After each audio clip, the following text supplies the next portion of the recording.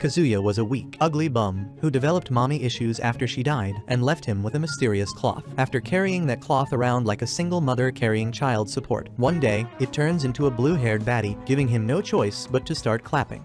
It all starts when Kazuya is dreaming about a girl, and when he tries to reach for her, he accidentally grabs the melons of his friend, Chisato, which ends with him getting smacked. After school, Kazuya heads to the rooftop to clear his mind. From his bag, he pulls out an obi that belonged to his mother, which keeps appearing in his dreams. However, he tucks the obi back into his bag and gets ready to leave when he sees a random wig on the floor. Suddenly, the wig moves and wraps around his whole body, but before Kazuya can process what kind of BS is happening, the wig yeets him off the rooftop straight to a Travis Scott concert.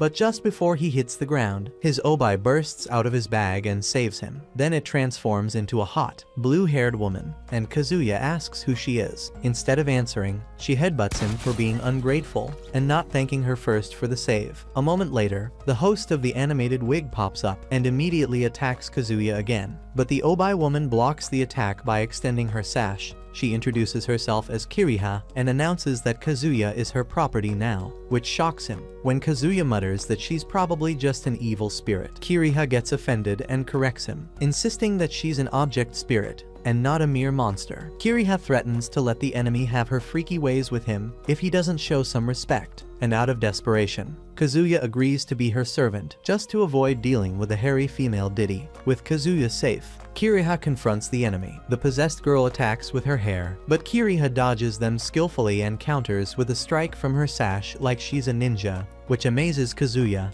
and throws the monster around like a ragdoll. She urges the monster to come to her senses, warning her that it's the only way to lessen her punishment. But the girl fights back even harder, and though Kiriha manages to raise a barrier, 2 hairpins slip through and injure Kazuya. This enrages Kiriha. She grabs the possessed girl by the neck and lifts her into the air, preparing to unleash her most powerful move. But just before she attacks, Kazuya shouts for her to stop, and the attack hits the wig instead, shattering the cursed object. With the evil spirit gone, the girl collapses, finally freed. She rests her head on Kazuya's lap, and Kiriha explains that the wig had become corrupted by the girl's intense feelings for him, forming something called the Amasogi. Kazuya is stunned to hear this, and Kiriha informs him that if she had succeeded in capturing him, he would have been forced to satisfy her emotions through freaky activities.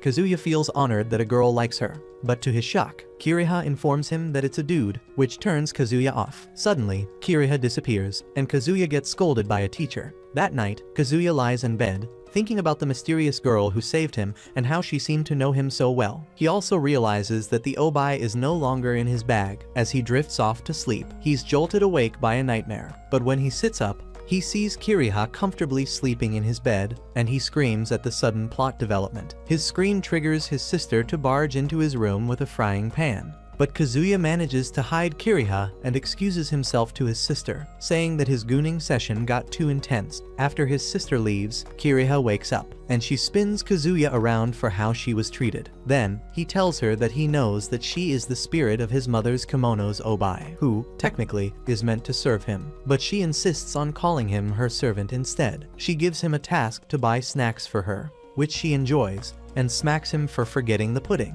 Then, he leaves her in his room while he goes to eat dinner with his sister, leaving Kiriha by herself. When he returns, he finds the room completely trashed and no sign of Kiriha, thinking she left. He heads to the bathroom to take a shower. To his shock, he walks in on Kiriha bathing, all the while his strudel is hanging. However, instead of screaming like your typical female characters, she orders him to wash her back, and they take turns, which gets the two to begin to grow closer. She teases him for growing bigger in all the right places, and insists to let her clean his hood. Afterward, they head to bed, and to his surprise, she lies down next to him to get some sleep, and he warns her that it's not a good idea. However, she reminds him that they always slept together in her obi form, so he chooses to accept it. He reflects on how, despite having a girl sleeping next to him, it all feels normal as she has always been by his side. But when she starts cuddling him, Kazuya gets flustered and struggles to sleep. The next morning, Kiriha wakes Kazuya up for oversleeping. But in his sleep, he mutters how Kiriha is a Temu version of Rem,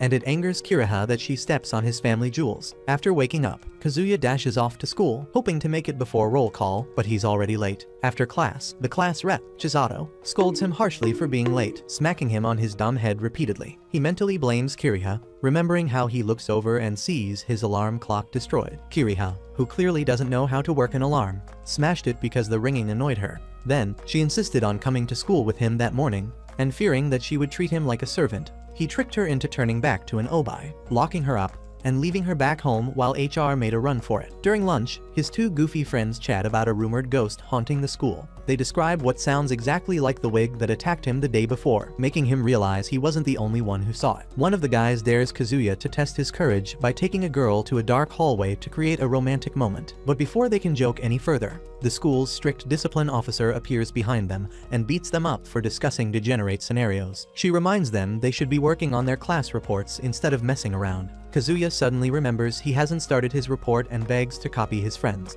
But before he can, Chisato grabs him by the collar and drags him off to the library, saying she'll personally supervise him until he finishes it. As he works on the assignment half-heartedly, Chisato reminisces about tutoring him when they were younger, since he always struggled academically. He thanks her for all the help in the past, and a little shyly, she asks if she can come over to his place again to help him study. Kazuya is about to agree, but then remembers Kiriha is home and quickly turns her down, making Chisato disappointed. After finishing his report, he gets up to return a book while Chisato heads to the exit, only to find the door won't open. In that moment, Kazuya sees an enraged Kiriha, and when Chisato goes to ask for his help to open the door, Kazuya is all beaten up. He simply brushes it off and tries to open the door, but fails to force it open, and they realize that they're stuck in there. He then tries to break the window, but fails after multiple attempts. Suddenly, Kiriha appears wearing a school uniform, and much to Kazuya's shock, she's not wearing any underwear. Embarrassed, he grabs her and pulls her to a corner to scold her for showing up uninvited. She responds by smacking him, and after calming down, Kiriha explains that since they're experiencing this kind of bizarre phenomenon,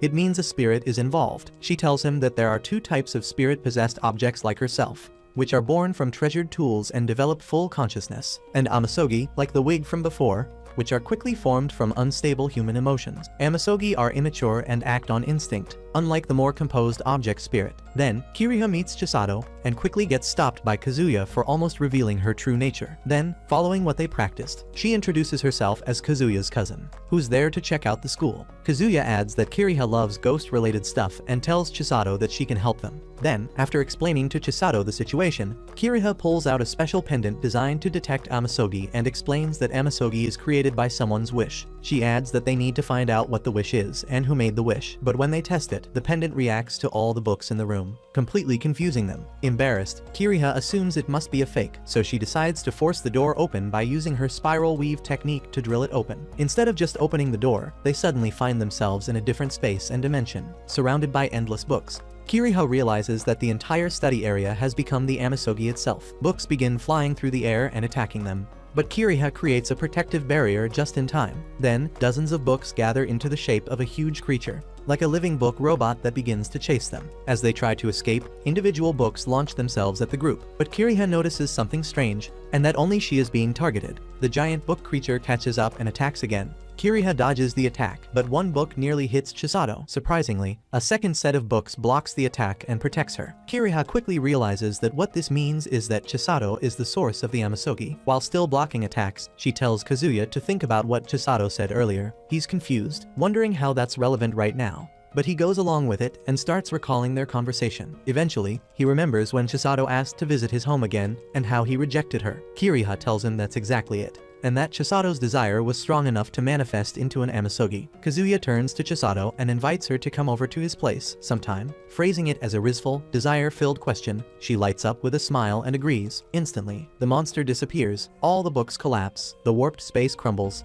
and they return safely to the regular library. Kazuya thanks Kiriha for the help and for making him understand amasogi a lot more. Then, he turns to Chisato and expresses how he understands her feelings now. But instead of love, he tells her that she loves teaching people, which makes Chisato die inside. Unbeknownst to them, a mysterious woman named Kokayu watches everything from atop a pole before flying off into the distance. The next day, Chisato visits Kazuya's home as promised, where he finds Kazuya sleeping together with Kiriha, earning him a slap. Then, she apologizes to Kiriha for all the trouble, but Kiriha reassures her it wasn't her fault. She explains that behind the incident is something far more concerning, an invisible force called Malison, which is capable of distorting reality. Kiriha notes that the strange event in the library was caused by an unusually high concentration of Malison, and that it's extremely rare for so much to gather in one place, especially enough to create such a powerful Amasogi. Kiriha adds that it's the fault of the area's local god, Kukuri. Not long after, a mysterious Dami mommy named Kokayu walks up to Kazuya's friend, Shiru, and asks if he's Kazuya. Shiru says no, so she turns to leave to find him.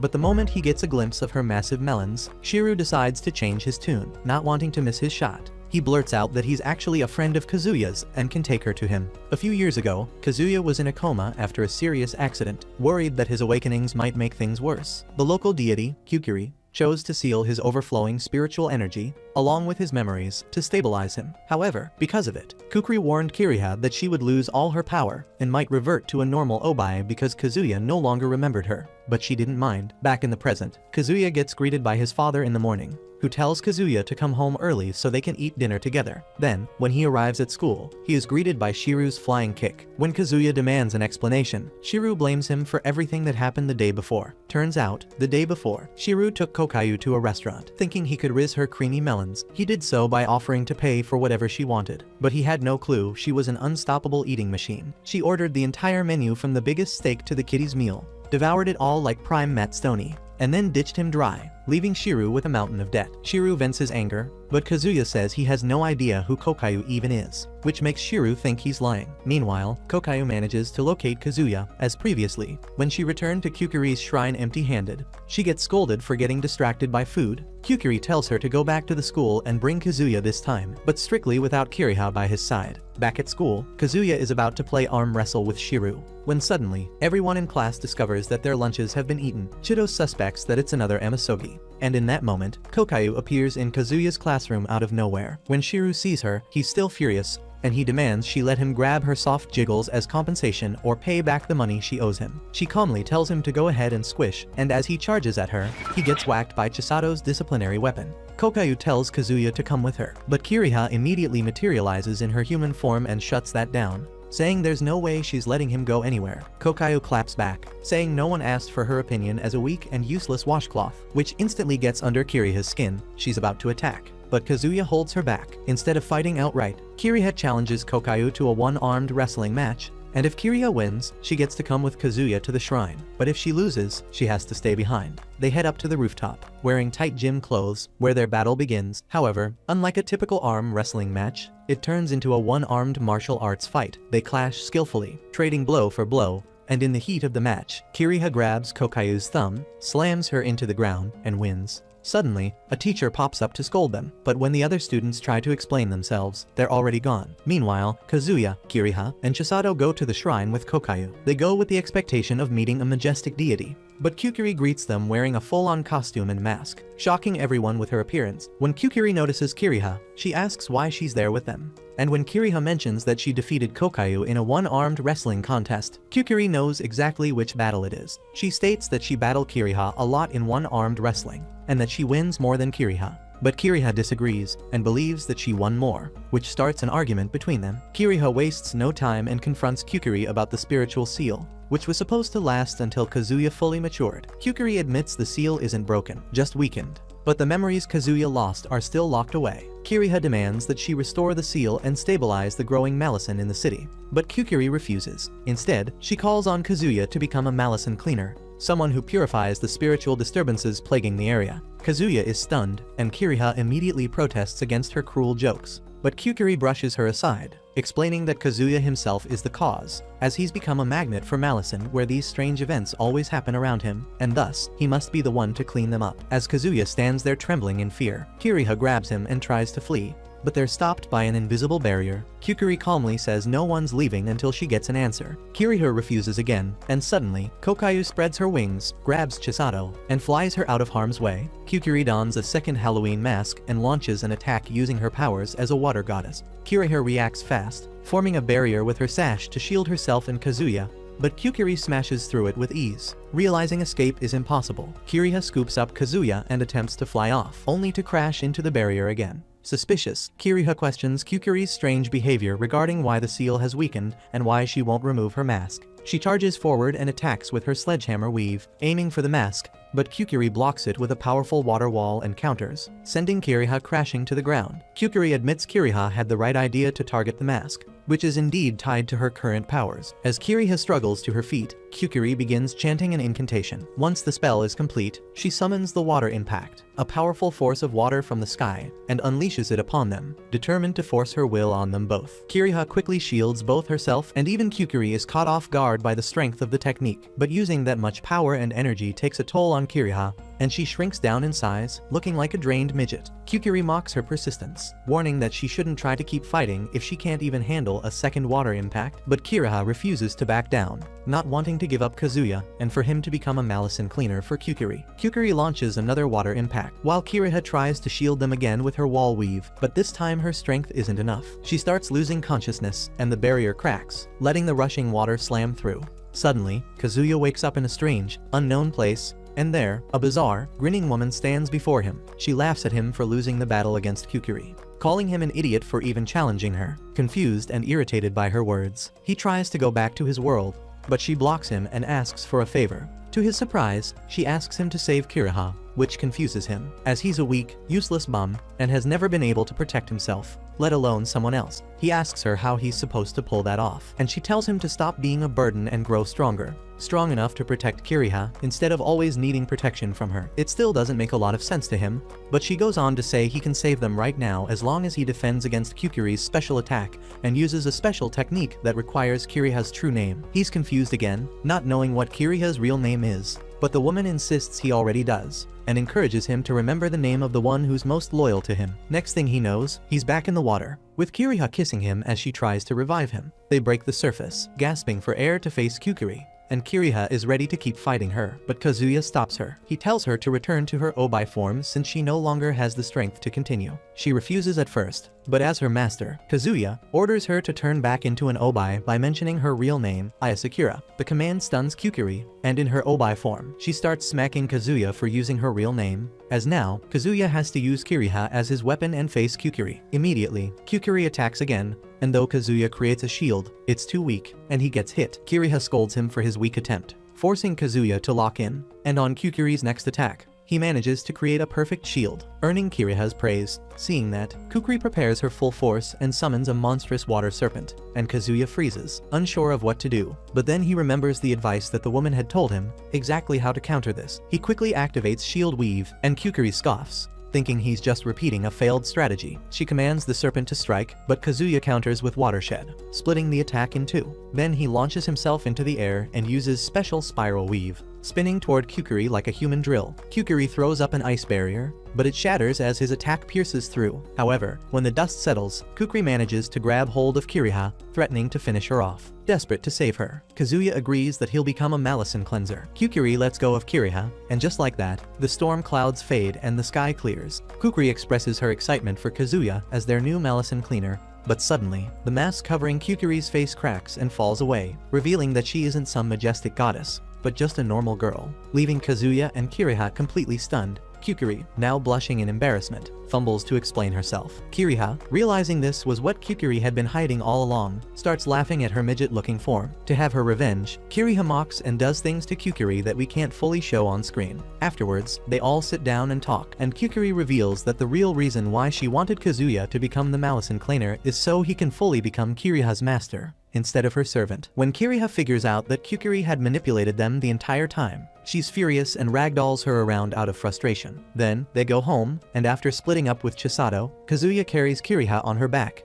and promises that, with her help, he will do his best as the Malison cleaner. Later that evening, Kazuya is still reeling from the day's events, and from Kiriha's current smaller appearance, she's now shorter, which is a side effect of draining her power. Kazuya makes a joke about it, and Kiriha snaps back that she won't stay this way forever, but it might take some time for her to fully recover. Then, they shower together like before for some happy shower fun time. and Kiriha reflects on the technique Kazuya used earlier. It dawns on her that it's the exact same move his mother, Kanaka, once used. A memory comes to her of the time she was licking a lollipop, sitting beside Kanaka, who gently told her that if anything ever happened to her, she needed to protect Kazuya no matter what, and Kiriha promised that she would. Remembering that promise, Kiriha collapses, forcing Kazuya to take care of her. Then, to handle Kiriha's new body, he goes to ask his sister for her old clothes. But instead of reacting normally, she gets frightened, thinking about how Kazuya will get freaky and cover her clothes with his brotherly jizz of love. He quickly walks away and asks Chisato for the same thing, and she agrees to lend hers. However, Kazuya realizes that he needs something for Kiriha to wear that night.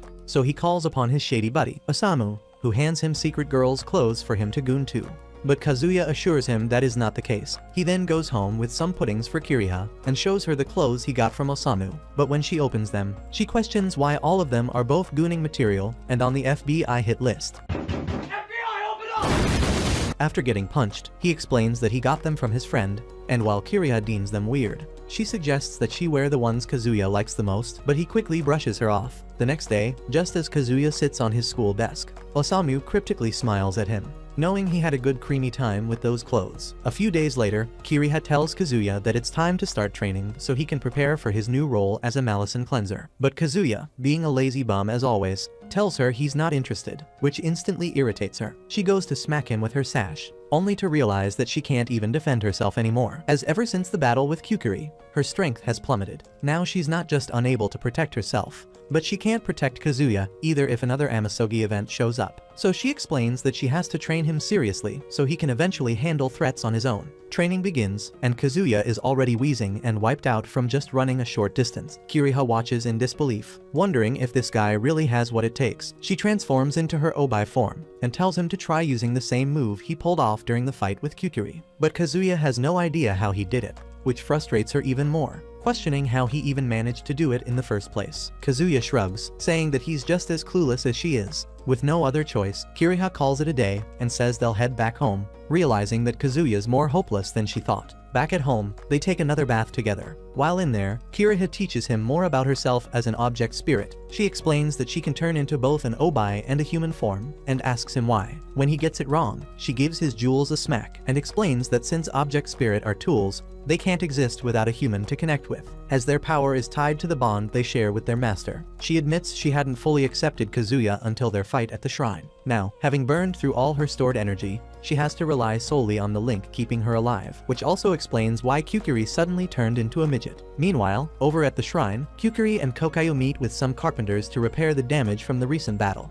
But as soon as the workers find out the shrine is broke and can't pay for their work, they effed off. That night, heavy rain falls, and the shrine starts to fall apart. Far away, Kiriha smiles wide, knowing that Kukuri got screwed over by the rain, and that the once mighty goddess now finds herself homeless. But Kokayu says she already has another place in mind for them to stay in. The next day, they run into Kiriha and Kazuya during their training session, where Kiriha is beating up Kazuya into shape while venting out her frustration. Kukuri asks what's going on, and Kiriha says she's helping him practice his range control, which leaves Kukuri confused, wondering why the same guy who defeated her is being taught the basics. Kiriha explains that the whole battle was just a fluke and that Kazuya is actually super weak, which shocks Kukuri. She begins to suspect she might have made a terrible mistake making him a Malison cleanser. As she turns to leave, Kiriha notices she's walking in the direction of their new home, not the shrine, and asks her where she's going. Kukuri's embarrassed, and Kiriha follows her out of curiosity and cracks up when she sees their new place, a tiny, bum-looking house that the almighty goddess now has to live in. The following day, Kazuya gets called by the student council president, and when he goes to his office, the president, Tadadaka, expresses how happy he is to see Kazuya again.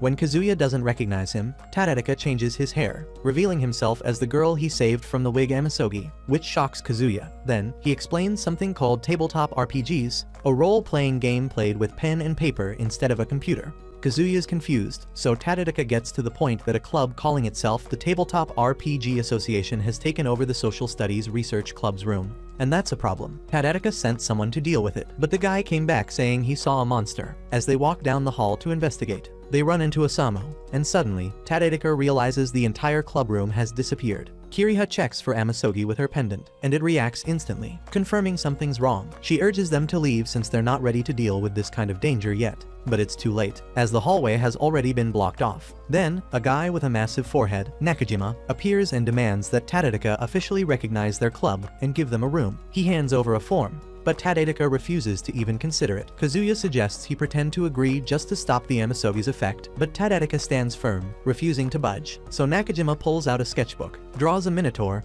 and suddenly the monster appears and begins chasing them. As they try to escape, their path is blocked, and they rush into a science lab, only to realize they've walked right into a trap. Kiriha tells Kazuya they'll need to use their heads to get out of this one. Kazuya starts thinking, using all of his brain cells for once, and figures out that the sketchbook itself is the Amasogi, where anything drawn in it becomes real. They realize that if they can find a way to erase the drawings, they might win. Tadedeka and Osamu try throwing water at the Minotaur, but it doesn't work. But then, Kazuya grabs a fire extinguisher and sprays it on the Minotaur's drawing, erasing its arm, which causes the creature to lose its arm in real life. It gives them enough time to run, but another wall blocks their path. Kazuya gets ready to use the extinguisher again and manages to delete one wall, but it runs empty quickly. Nakajima reappears with his Minotaur and its flimsy new arm, and he tells them it's over. But Kazuya notices another extinguisher nearby, and he's got to find a way to get to it. In that moment, Tadedeka considers giving up, blaming himself for everything. But Kazuya stops him and takes the blame, reminding him that the malison was drawn to him, not Tadedeka. He signals Kiriha, and she turns into an obai. With her support, Kazuya rushes forward, using the techniques he learned during his range training. He snatches the fire extinguisher using his sash and smashes the Minotaur with it, finally defeating it. Nakajima returns to normal and is confused about what just happened. Kiriha tells him that if he wants to avoid the punishment that comes from malison atonement, he has to destroy the Amasogi himself. So, Nakajima tears the sketchbook apart, looking like he regrets his actions. But suddenly, he pulls out a single page he had saved and summons another Minotaur. Just as everyone starts panicking, Osamu steps in like a Chad. He says not to worry, explaining that he swapped Nakajima's sketchbook with a fake earlier, suspecting something like this might happen. He opens the real one and draws a powerful fire dragoon that blasts Nakajima's Minotaur out of existence in one shot. Afterward, they gather, and Osamu expresses how disappointed he is with how Nakajima used his textbook. Instead, he shows how real men use the and draws Kiriha in her full plotful potential. Kiriha gets angry at it, and Kazuya tries to defend it, but ends up getting his family jewel ruined by the other Kiriha, which shows that her sadistic prowess is also at its full potential. A few days later, a simp named Hiroshi works up the nerve to confess his feelings to Chisato on the rooftop. While Kazuya and Kiriha watch, Chisato gently turns him down, and Hiroshi demands an explanation, questioning whether he's too ugly for love. But Chisato explains that she already likes someone else. Later, at Kazuya's place, he asks Chisato about the guy she likes, asking her who it is, but she refuses to tell him and calls him rude. Just then, while looking for puddings, Kiriha pulls out a doll from Chisato's bag, and when they ask her what it is, she gets flustered and refuses to talk about it. Meanwhile, feeling embarrassed and frustrated, Hiroshi later vents his feelings while playing a dating sim game on his computer. Suddenly, a strange glitch appears, asking him to make a wish. The next day, Kazuya arrives at school and immediately notices something weird. Everyone is paired up and talking like they're in some kind of dating game, discussing romantic routes and plot developments, while Kazuya is still trying to figure out what's going on. He bumps into a girl in the hallway, causing her to fall. She gets flustered and quickly asks if he saw anything. Right then, a dating sim panel appears in front of Kazuya with multiple choice options, asking him to pick one. He panics, picks the one involving baby oil, and gets slapped by her. When he finally makes it to class, he sees the same choice screens popping up in front of all his classmates. His buddy, Shiru, is in the middle of rizzing up a girl and informs him that after school, there will be a special game event to confess to the girl he loves under the cherry tree. While Kazuya is confused, Kiriha explains that it's the work of a gal game Amasogi, a spirit born from the emotions surrounding dating sim games. Kazuya is stunned to hear that such a thing exists, and even more surprised that Kiriha knows what it is. She says the Amasogi is likely somewhere in the school, so Kazuya starts investigating. Eventually, he spots Hiroshi with Chisato, and they're acting like a romantic couple. Kazuya calls out to her, but she tells him not to call her name so casually. Shocked, Kazuya accuses Hiroshi of doing something strange, pointing out that Chisato just rejected him the day before. Hiroshi pretends to be clueless, and before Kazuya can press further, Chisato slaps him and leaves with Hiroshi. As they walk away, Hiroshi gets arrogant at Kazuya, mocking him for failing to rizz up Chisato as her childhood friend, and says that no one can beat him in a game called Pure Heart. That's when Kiriha realizes Hiroshi must be the host of the Amasogi, since he knows the game's name, which is something Kazuya hadn't figured out yet. He tries to stop Hiroshi head-on, but the simp summons his ugly roster, and they beat up Kazuya. With him defeated, Kiriha orders him to win over Chisato, while she will try and turn off the game to defeat the Amasogi. To learn more, Kazuya turns to Osamu, who explains that to win the game, he has to win someone over and choose responses that increase their affection. Inspired, Kazuya sets out to talk to Chisato, and with Osamu's guidance, he manages to ask her to teach him math as usual. However, when he tries to rizz her up, and gets the Ike, and Osamu tells him to read the room. Then, all three of them have lunch together, and like an expert in rizzology, Kazuya manages to get 3 correct responses in a row, closing in to completely swoon Chisato off her sweet cheeks. Unfortunately, when she brings up the topic of Kiriha, Kazuya picks up all the wrong options, making it seem like he's bumping bellies with Kiriha every night, and it causes Chisato to explode on him. Later, they regroup with Kiriha, who informs them that she hasn't found the game yet. However, to turn the tide in their favor, Osamu introduces to Kazuya the NTR combo, which is doing or saying something extremely meaningful that can instantly max out her affection. He tells Kazuya to dig into their past, since they were childhood friends. Later, under the cherry tree, while Hiroshi is trying to win Chisato over for good in the final stage of the game, Kazuya interrupts. He pulls out 2 small dolls they used to play with as kids and asks her to play with him again. In that moment, the memories come rushing back to Chisato of when she played mommy and daddy with Kazuya. But back then, after getting mocked by other boys, Kazuya refused to play anymore. At that moment, Chisato handed Kazuya the father doll while she kept the mother doll, and told Kazuya that they would play again one day. It breaks the Amasoga's influence, and she runs to hug Kazuya, leaving Hiroshi stunned and speechless. Embarrassed and defeated, Hiroshi runs off, and the group go to the infirmary, leaving Kazuya and Chisato to rest, while Kiriha and Osamu find the Amasogi. Later, when Kazuya wakes up, he finds Chisato kissing him while he's tied up in bed. He sees her without her plot armor and realizes that she's still under the Amasogi's influence and behaving as if they're in the final romantic scene of the game. Kazuya tries to reason with her and help her snap out of it. At the same time, Kiriha and Osamu confront Hiroshi, who reveals that the source of the Amasogi is a PC running the dating sim in the school computer lab. Osamu immediately realizes it's the X-rated Johnny-Sins version of the game and warns that Kazuya might be in danger. They rush to shut it down, and just in time, they power off the system and rush back to the infirmary, where Chisato returns to her normal self, leaving them both blushing and completely flustered when Kiriha finds them. However, because of their plot development, they become closer, just like their old days playing dolls as husband and wife. After that, Kiriha and Kazuya head over to Kukuri's new place, and Kiriha wastes no time to bully Kukuri and accuses Kukuri of not giving an honest report about the Malison levels after the attack at school. Just then, Kokayu pops up in uniform, and when Kazuya asks her where she's going, Kokayu informs them that she will be taking part-time jobs to cover expenses, leaving Kukuri under Kiriha's bullying. Kukuri tries fighting back, but is too weak to do anything, and gets bullied even more. Kazuya then asks Kiriha to knock it off, and promises to buy her puddings, which Kiriha agrees to. When Kazuya leaves, Kiriha takes the chance to talk to Kurihi personally. She asks the reason why she became extremely weak, and whether her weakness has anything to do with why she chose Kazuya to become a Malison cleanser. Kukuri stays quiet, refusing to answer, even when Kiriha threatens to force it out of her, but they end up making sand castles instead. Suddenly, a ball is yeeted at the castle, making them dirty, and Kiriha chases after the stupid kids who did it to them. Later, Kukuri joins them back home, and they all end up sharing a casual bath. During it, Kukuri is forced to wash Kiriha after she refused to let Kazuya bathe with them. Kiriha asks her again the reason she became weak, but when Kukuri refuses to say anything, they start insulting each other's ashboards, which ends with them both overheating from the bath. After seeing Kukuri off, Kazuya joins his family for dinner and sneaks away to prepare a plate of food for Kiriha, which is something he usually does secretly. But to his shock, Kiriha is already at the dinner table, eating with his family. He's stunned to learn that his family has known about Kiriha all along, even though he thought she was his little secret. Kazuya asks his father if he knows about Kiriha, and the poor old man tells his son that during the days he was trying to rizz his mother, Kiriha was always there as her guardian and stopped all of his attempts to clap some cheeks. When Kiriha casually asks for pudding, the father quickly gets it for her like a good maid, but Kazuya suddenly remembers he didn't give Kukuri any before she left. so he rushes out with Kiriha to deliver it. To their surprise, they find Kyukuri's temporary shelter at the playground destroyed. Kokayu explains that the city took it down,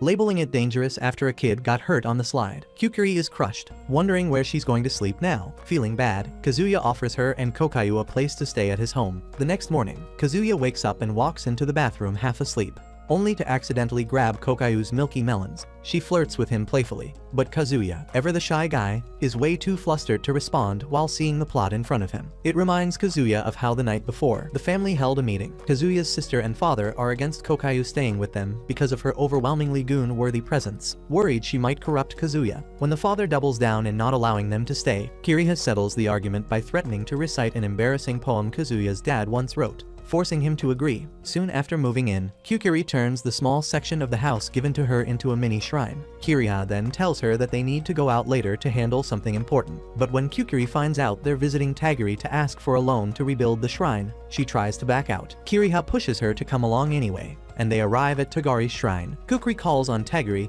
and they get sucked inside the building. Tagari, a fellow local goddess, agrees to lend them money, but only if they play her in a special card game. The game seems normal at first, where they flip over cards, and whatever amount they find written on the cards becomes the loan they'll receive. But to their surprise, they manage to find freaky cards, where armpits get sniffed, and Tagari gets to do what's written on it to them to fulfill her freaky kink of girls with washboard melons. When Kiriha finds out, she's furious with Kyukuri for not warning her, especially since she's played this exact game with Tagari before. Kyukuri says she wasn't allowed to reveal the details as part of the deal. Kiriha tries to walk away, but Kyukuri begs her to stay, as they only need a few cards to reach their lone goal. As the game goes on, Tagari keeps drawing cards that let her mess with the two girls, starting from giving them a Frenchie, to neck licking, all the way to forcing them to wear costumes. Frustrated, Kiriha has a plan and pretends to need the bathroom, and asks Tagiri to show her the way. Once Tagiri is gone, Kyukuri quickly rearranges the cards in hopes of gaining an advantage. When Tagari returns, she notices something's off. Suspicious, she checks the cards but finds them unchanged, and Kyukuri assures her that she didn't do anything. So Tagiri plays her turn and doesn't get the card she wants, which is a win for the gang. Tagiri realizes that the girls cheated by taking away the fingerprints on the card for their advantage. But just when Kiriha and Kyukuri think they've outwitted her, Tagari grins and points at a rule posted on the wall, stating that if a player touches the cards outside their turn, the opponent gets all the remaining cards. Instantly, Kyukuri and Kiriha realize they're screwed, and they are forced to stay the night, which ends with them getting the full Diddy treatment. Back home, Kiriha is leisurely watching her favorite TV show when Kazuya's father pops up, humbly asking her to let him watch baseball. But she refuses, which ends with the poor old man having to listen to the game on his radio. In the middle of watching, Kazuya's sister, Kasumi, pops up, turns off the TV, and drags Kiriha to the kitchen to see that. Unlike her, Kyukuri helps around the house. When Kiriha refuses to do the same, Kasumi threatens never to buy pudding anymore, and Kiriha begs for her mercy and agrees to help out. She's tasked to peel potatoes while Kyukuri cuts the cabbage. Kasumi notices that they're out of groceries, so she sends off Kazuya and the girls on an errand to buy groceries. Once there, the girls drool when looking at all the snacks there, but Kazuya stops them and reminds them to follow the shopping list, while Kyukuri follows his orders, buying only things from the shopping list. She imagines herself as his housewife. Meanwhile, Kiriha puts tons of puddings into the trolley, but Kazuya puts them all back, refusing to give up. She starts singing and begging for puddings, which causes people to look at her out of pity, and forcing Kazuya to get her one pudding, which she's happy about. Meanwhile, Kyukuri also wants her own dessert food later, and she imagines herself doing the same thing Kiriha did to get it. But before she does anything, the others call out for her to check out. At the cashier, people line up to get served by the busty mommy, Kokayu. When it's Kazuya's turn, she serves him, and they go home together for dinner back at Kazuya's place, where they feast on Kasumi's homemade food. After they finish, Kiriha digs in her pudding, while Kyukuri can only watch. But to her surprise, Kazuya hands her the red bean pudding she wants, and eats it with full of joy. A few days later, Kazuya heads to school and is shocked to see a bunch of girls gathered around Shiru, giggling and fawning over him. Kazuya can't believe what he's seeing, as he's always known Shiru to be awkward and unlucky with girls. Even Osamu looks confused, starting to suspect that something strange is going on. Just then, Kiriha pops out of Kazuya's bag, confidently declaring that this must be another Amasogi incident. Kazuya panics and tells her not to pop out in public, as someone might see her. Kiriha, however, grabs his jewels and scolds him for being overly cautious and reminds him that the weather forecast predicted high malison levels this week, so something weird is bound to happen. She adds that this is why they need someone like him, a malison cleanser, to deal with it. Kazuya, still a bit unsure of what to do, steps forward and accuses Shiro of using some kind of item to make himself more attractive. The other guys, all clearly jealous, gasp at his statement. Shiro denies it, but accidentally slips up and mentions he used some kind of cologne. As soon as he says that, all the boys start chasing him like they've just heard about a miracle cure, hoping to get their hands on the same cologne. They follow him like a stampede. Shiro tries to run, and Kiriha returns to her obai form to knock a few of them back with her sash. Kazuya watches the chaos and asks if the boys are being affected by the Amasogi too. Kiriha explains that whatever created this Amasogi must be resonating strongly with their own desires, which is why the effect spread so fast. The mob nearly catches Shiro, but Kiriha grabs him, and they all escape down the hall, locking themselves in an empty classroom. But the mob starts climbing through the windows, determined to get in. With no other option, Kazuya follows Kiriha's instructions and activates the sledgehammer weave, clearing the Malison cloud that's been hanging over the school and calming everything down. After things settle, Shiro is tied up and questioned about what happened. He explains that he used the cologne after getting rejected by a girl, thinking it would make him more appealing. He was about to throw it away when he heard a strange voice telling him to try it again. And after that, everything changed. Kazuya tells him that, like all Amasogi, it has to be destroyed by the one who created it. Shiro agrees and tries to smash the bottle, but it bounces and accidentally sprays on Kazuya instead. Suddenly, all the girls start chasing Kazuya around. He somehow escapes and makes it home, heading straight to the bathroom to clean himself off. But he doesn't realize the cologne's effects are still in play. While he's in the bath, strange things begin happening.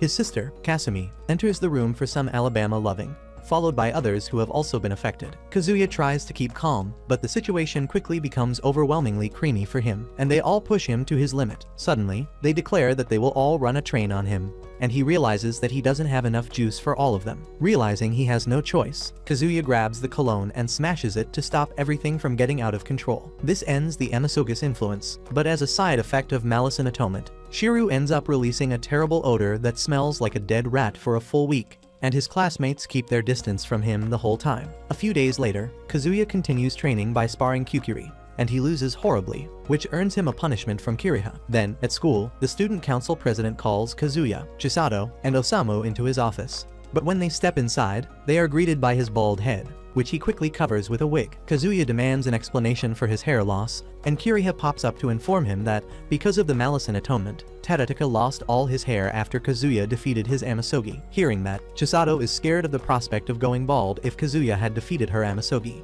But Kiriha assures her that Amasogi has different natures. Tadatoka then explains that something strange has been happening at school lately, where a mysterious girl keeps appearing to students and asking them for something. Kazuya and Kiriha are a little annoyed they were called in for what sounds like a basic ghost story, but then Tadatoka reveals the real twist that the girl, named Nego, died 2 years ago. Kiriha immediately figures it's the work of an Amasogi. Osamu suggests they start gathering clues by asking students around the school. They split up and began talking to people about the dead girl, Nego. After some interviews, they learn that Nego ended her life by jumping off a building. But before she did that, she had joined a fan club for a popular boy named Yuyuichi. They also hear about a student named Nanako from the newspaper club, who's been doing her own research on the incident. Later, the group meets to compare notes. While they're talking, they spot Nanako trying to interview a student nearby. They meet up with Nanako, who is excited to know that other people are also interested in Nego's story. Suddenly, the girl she was speaking with collapses in fear, and when they rush over, they see Nego's ghost, who is demanding a letter. Kazuya tries to attack with his obai, but Nego blocks it and disappears, leaving them confused about what the letter means. In the infirmary, Kiriha explains that this isn't just any Amasogi, but it's a kamiani, a particularly dangerous one created from lingering regrets attached to a person's hair after death. Chisato adds that it must be connected to a living host whose emotions align with the ghosts. They call in Kasakabe, the frightened girl from earlier, and ask her to explain everything she knows. She tells them that after they all got enrolled in the school, a lot of girls started liking Yuyuichi. She and her friends agreed to share him in Yuichi's fan club, but he ended up falling for Nego. The rest got jealous and began bullying her, which eventually led to her death. While discussing how to continue their investigation, another student enters with a report that Nego had a younger sister enrolled in the school, something Tadatoka didn't know. It turns out the sister had been using a different surname due to their parents' divorce. But when they check who it is, they're stunned to realize it's Nanako from the newspaper club. They rush to the site where the Amasogi is harassing another student, demanding the letter again. When they arrive, Kazuya stops Nego and confronts Nanako, asking her why she's doing all of this. Nanako replies that she only wanted to find out why her sister took her own life, and her lingering feelings connected with Nego's hair. causing the Emisogi to take on Nego's form. Kiriha doesn't buy the story and says Nanako has a different reason for this mess. When Kazuya asks again about the letter, Nanako points to the terrified girl on the ground, Miratsuki, saying she should know more. Miratsuki admits she and her friends bullied Nego out of jealousy, but on the day Nego died, she confronted her bullies and told them that she said she was going to confess to Yuichi. Then, Miratsuki saw her head to the rooftop and wanted to apologize. But all she found was her shoes, her letter, and her body on the first floor. Believing the letter would reveal Nego's true feelings, Miratsuki kept it but never opened it. Miratsuki fetches the letter, and Nanako reads it. In it, Nego talks about a dark lump growing in her chest, a symbol of her pain. The dark lump told her that it could help fulfill her final wish and then disappear. Nego believed that her wish was to confess her love to Yuichi, but to her shock, she soon realized the Emisogi wanted her to harm her sister, Nanako, who was considered better than her in everything. Wanting to protect her own sister, Nego chose to end her own life instead. Reading this, Nanako breaks down, blaming herself and saying she wishes it had been she who died instead. Kiriha realizes that this is exactly what the Emisogi was after, and it needed Nanako to wish for her own death to grow stronger. The Emisogi reappears, now larger and more twisted, with the same dark mass on its chest. It lashes out at Nanako, but Kazuya shields her just in time. More attacks follow, and Kazuya blocks some but gets knocked back hard. The creature swells in size, becoming even more terrifying. Kazuya launches a sledgehammer weave attack, but it bounces off, and Kiriha tells him he's too slow when switching between techniques. He focuses and starts delivering rapid strikes. Eventually, he finds an opening, activates Spiral Weave, and drives it straight through the Emisogi, destroying it. Even though the battle is over, Nanako is still overwhelmed with guilt. Kiriha walks up to her and calmly explains that Nego didn't write the letter to make her feel bad, but instead, it proves that she loved her little sister deeply. Kiriha encourages her to stop wishing for her own death and to honor Nego's sacrifice by living on. In another town, a girl named Sunao and her spirit partner meet with their local god to request permission to head to Kamioka, the neighboring area, to deal with some rising Malison activity. The god agrees to let them go after confirming that they're strong enough to take on the job, and elects Sunao as a Malison cleaner. The god asks her if she's sure that she wants to go to Kamioka, knowing how dangerous it is, and Sunao expresses how sure she is to go there. Meanwhile, Kazuya and the others report back to Tadadaka about Nanako's incident, and they are glad that it ended in a good way. Just then, Nanako pops in, and to everyone's surprise, she writes on a whiteboard, telling them that she can't talk anymore. Kazuya realizes that it's an Emisogi atonement, but Nanako assures him that it's all her responsibility to face. Coldly, Kiriha agrees with her statement and walks away, leaving Nanako unable to speak. Later, while Kazuya is minding his own goon-loving business, he suddenly gets punched in the face and drops to the floor. Confused and wondering who he upset this time, Sunao stands in front of him, still swinging, and Kiriha jumps out of Kazuya's bag to stop her, blocking a kick that was about to land. Kiriha demands to know what Sunao's problem is, but Sunao turns her attacks toward Kiriha instead. The two go at it, trading blows after blows in an intense back and forth. Sunao manages to catch Kiriha's kick and slams her to the ground, leaving her defeated. Out of her willpower to protect Kazuya,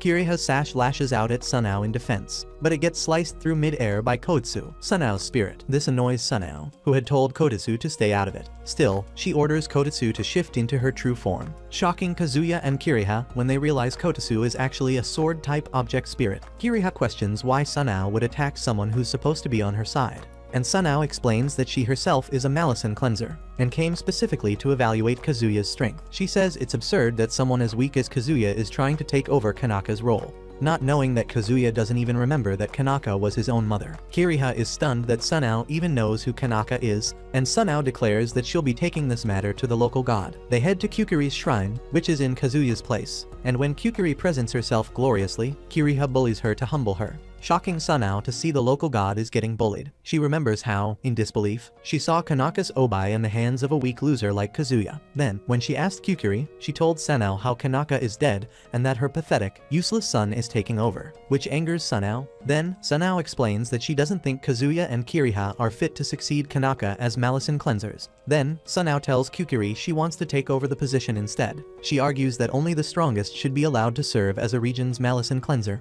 and suggests they settle things with a duel, and the winner gets the title. Kazuya and Kiriha are stunned by the idea. She brings up her own past, where years ago, her older brother was killed by an Emisogi. That loss devastated her and drove her to vow revenge. Even though she was still young, she went to her region's god and asked for a spirit partner to fight the creature responsible. The god refused, telling her to go play like other kids her age, and reminding her how her brother wanted her to grow like a normal happy girl. But Sunao ignored her, took her brother's former object spirit, and went after the Amasogi who took her brother's life herself. However, by the time she got there, Kanaka had already defeated the creature. Sunao, full of frustration, redirected her anger at Kanaka, and declared that she would beat her one day. She kept challenging Kanaka and lost every time, which only fueled her desire to get stronger even more. But when she finally returned, ready for another duel, she found out that Kanaka had passed away and had been replaced by someone she saw as a pathetic bum. At home, Kazuya coops up in his room with a heavy heart. He knows he hasn't lived up to his responsibilities, and it eats away at him that innocent people like Nanako and Tadadaka are suffering because of his weakness. He now believes that everything would be better without him existing. But Kiriha refuses to be a servant to such a weakling,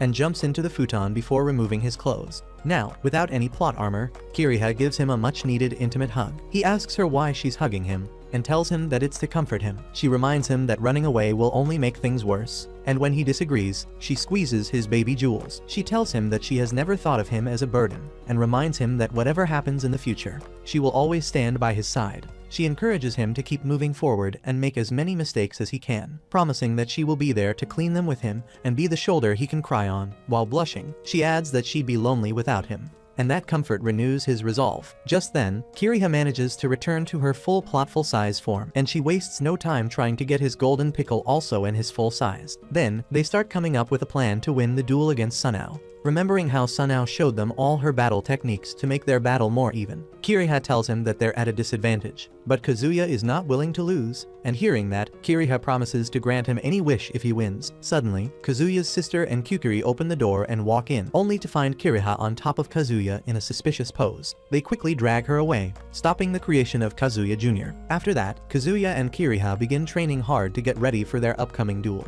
and they make preparations against Sunao's close range with her sword. But knowing she has techniques for far range as well, they brainstorm to work around it. Kiriha then adds that since she's an obai, going against Kotsu, who's a sword, will be extremely dangerous for her. But Kiriha has a plan. Meanwhile, in her region, Sunao spars with Hanoka, the local god, to sharpen her own skills, and manages to impress her. Sunao seems pretty confident that beating Kazuya will be a breeze after knowing all his mother's techniques. But as she boasts about it, Kotsu, her object spirit, warns her not to be so arrogant. Kotsu points out that Kazuya had to pass a test to become a Malison cleanser, so he suggests that she shouldn't assume he's weak just because he doesn't look strong. But Sunao brushes her off, telling her not to act smart and just stay in her lane as a tool. She makes it clear that, unlike her, Kazuya went through his test against Kuri, a water goddess, which is easy to defend with his wall weave, but with her sword, it will be easy for Sunao to penetrate him. So she believes that it will be extremely easy to win. Later that day, while Kazuya and Kiriha are bathing together, she gets close and personal and explains how the duel will work. She informs him that, after Kukuri agreed to mediate their duel, both fighters will be protected by water barriers, which are linked to 2 water dolls, and any damage taken during the battle is transferred to the dolls instead of hurting the fighters themselves. She adds that the fight continues until one of the dolls breaks, but there's a catch that the barriers only protect the humans, not their object spirit, which means that both Kiriha and Kotsu can still be injured. Kiriha also tells Kazuya he'll be able to use 2 different projections of her as a decoy, though they're weaker than her true self. So, she asks that Kazuya needs to use his head and figure out when it's best to use each one. She tells him not to hold back in any case if the situation calls for using her, but her words leave Kazuya speechless. When she asks what's on his mind, he eventually says that she's just as important to him as the battle itself, so he doesn't want to see her get hurt. He promises to protect her and win, which leaves her flustered and blushing redder than a tomato. She gets furious to hear that, and grabs his precious jewels, telling him to stop trying to act cool. That night, before sleeping, Kiriha praises Kazuya for his hard work for the past week, and suggests that while she sleeps, he can go ahead and get freaky with her if he wants. However, when Kiriha has fallen asleep, she makes it hard for Kazuya to sleep. Then, when Kazuya does sleep, he dreams of Kanaka, who laughs at him for being Kiriha's punching bag. He doesn't understand why Kiriha treats him so roughly, and Kanaka informs him that Kiriha, his object spirit, has always protected him and the wielders before him, so it made her very protective. Kanaka adds that Kiriha is also a sweetheart who, when she gets rizzed up by Kazuya, will get easily flustered. She then teases him about being a player around girls and shows pictures of him getting freaky with all the girls around him. It causes all the girls to pop up next to him and start tempting him for some plot fun. Kazuya begs Kanaka to knock it off, but she tells her that since it's his dream, the girls appear because of his own desires. So Kazuya tries to make them disappear, and accidentally changes them into sweaty dudes. Seeing how vanilla he is, Kanaka suggests to Kazuya that he should start experimenting with the girls by bumping bellies and make them gobble his glizzy. But to her surprise, Kazuya expresses how he likes his current living situation where everyone is happy around him and he doesn't want things to change. Just then, the sun starts rising, and Kanaka tells him that she needs to go. Kazuya thanks her as the previous Malison cleaner, but still can't quite understand the connection between her and him. She explains that the memory of her being his mother has been sealed, which stops him from knowing the truth. But it'll return in time, so until then, she'll be waiting. Kazuya wakes up suddenly from the dream, shaken. The next morning, he and Kiriha prepare for their battle against Sunao and Kotsu. They link themselves to the water dolls, and while Kukuri explains the rules, they hype themselves up with a few words in their heads. For Sunao, she reminds herself of how much anger she holds to know that a weak bum like Kazuya is now the successor to Kanak, which makes her want to prove to him that she's better than him. For Kotsu, she doesn't want to lose another battle after losing Sunao's older brother. For Kazuya, he wants to prove to everyone that he's worthy to be Kanaka's successor, and to show Sunao that treating their spirits as merely tools to use is wrong. Then, the duel begins to decide Kamioka's true Malison cleaner, and Kazuya makes the first move by creating a defensive wall using dummy weave. Sunao breaks through it easily with a sword strike, but then, Kazuya sets up another dummy weave, and as she goes in for another attack, he surprises her with an offensive move using his Obai's projection. It cracks her water doll, and the fight starts heating up. Just then, while Kukuri is watching, a Chibai version of Hanaka pops up, and she tells Kukuri that she's there to watch the show. Seeing Kazuya fight, Hanoka praises the guy for actually being competent instead of a weak scrub. As the duel goes on, Sunao starts realizing they've figured out her attack range by using a dummy weave. Kazuya then switches to a fence and forms a tangle ball, something Sunao has never seen before. Kotsu warns her to retreat, but Sunao ignores the warning. Kazuya's attack morphs into a sledgehammer mid-air and slams her to the ground, which impresses the gods watching. He follows up with a spiral weave strike, but Sunao recovers and stops his attack. They begin trading blows, Kazuya's Obai clashing against Sunao's sword. In the middle of it, Sunao realizes that she needs to pull out her big guns, and she throws one of her special moves, the empty strike, landing a hit on Kazuya and cracking his water doll. Kiriha tells Kazuya to get out of range, and as he dashes away, Sunao sends a barrage of attacks his way, pushing him to the edge. He retreats into the trees and starts firing rocks using archery weave, but Sunao dodges them all. She sends another attack his way, and Kazuya accidentally blocks it using the real Kiriha, injuring her slightly. Kiriha pulls back one of the weaker projections to conserve spiritual energy. When Sunao prepares another strike, Kazuya jumps to avoid it instead of using spiral weave.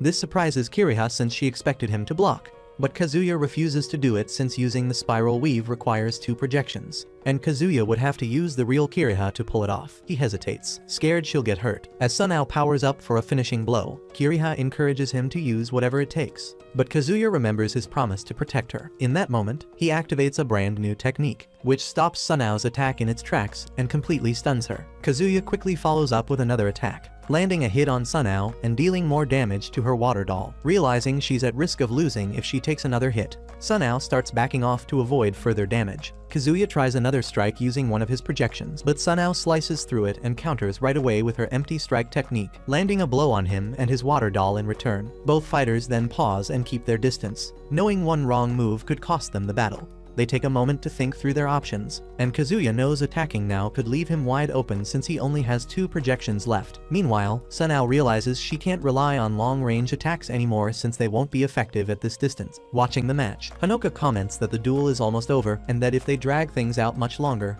Kiriha will regain enough spiritual energy to restore the 3rd projection, which would give Kazuya a bigger advantage. Kiriha advises Kazuya to stay on defense a little longer so they can win safely, but Kazuya shakes his head and refuses. He tells her that they can't really call it a victory unless they fight Sunao at her full strength. This catches Kiriha off guard, and she asks what that has to do with winning. Kazuya explains that he wants to show Sunao that her object spirits aren't just weapons, because he knows she treats Kotosu like an object instead of a partner. Without hesitation, Kazuya charges in, surprising Sunao, who instantly prepares to unleash her ultimate technique as he gets closer. Kazuya and Kiriha suddenly merge using a technique called Divine Possession, where a spirit temporarily fuses with its user to grant them incredible strength. Now empowered, Kazuya moves with superhuman speed and engages Sunao in a rapid, close-range, intense fight. Kotsu urges Sunao to retreat, but she refuses, which costs her dearly. In the middle of the clash, Kazayag grabs her sword, channels a blast of spiritual energy through it, and breaks her sword's grip. He then unleashes his final move, which pierces through her and shatters her water doll completely. With her doll broken, Kazuya is declared the winner of the duel. He turns back to normal, and Kiriha congratulates him by smacking his rice cakes. While Kazuya's team is congratulating him, Sunao is worried about Kotsu, but Hanoka assures her that she's okay and that Sunao has to be grateful, as Kazuya could have easily broken Kotsu in half. Sunao then bows to them, and she walks away quietly. Moments later, while the others are making plans for the celebration, Kazuya collapses from the exhaustion of the battle. Back home, Kiriha discusses with Kukuri that the reason Kazuya is worn out is because of the divine possession, as it requires an inhuman power to activate. Kiriha informs that they have only used the divine possession once, without thinking of using it in battle, but Kazuya decided to use it then, feeling certain of their victory. Just then, Kasumi calls them down for dinner, and Kazuya is living the dream with having a goddess like Kukuri feeding him like a king. Kasumi feels worried about Kazuya's condition and suspects that the girls drained him dry. Seeing Kukuri caring for Kazuya, Kiriha teases her for it, and she slips by saying that she thought about playing wife to him. Kiriha then suggests that Kukuri help Kazuya with something else, and to her horror, she pulls Kukuri to the bathroom to help bathe him, because Kukuri is too embarrassed to touch his manly body.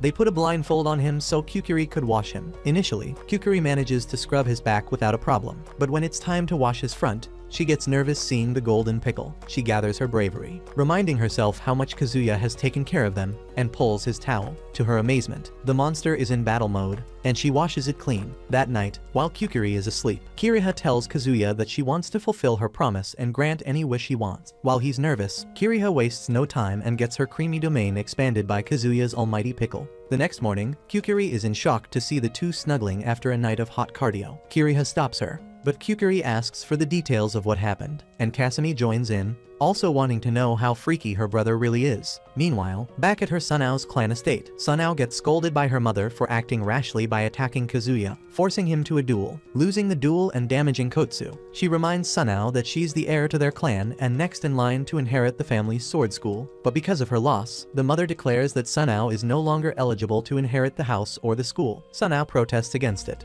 but her mother tells her that if she wants the decision reversed, she has to marry Kazuya, leaving Sunao completely stunned. Then, at school, the teacher introduces a new student to join the class, and to Kazuya's surprise, it's Kiriha, and it reminds him of their first meeting together. If you watch this anime recap until the end, comment down Spirit Clapper. If you like anime recaps like this, watch this video.